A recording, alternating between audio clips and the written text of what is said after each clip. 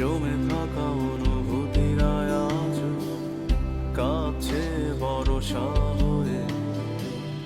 এপিটাপে রাজকন্যা তুমি, আমি পরাজিত প্রভু।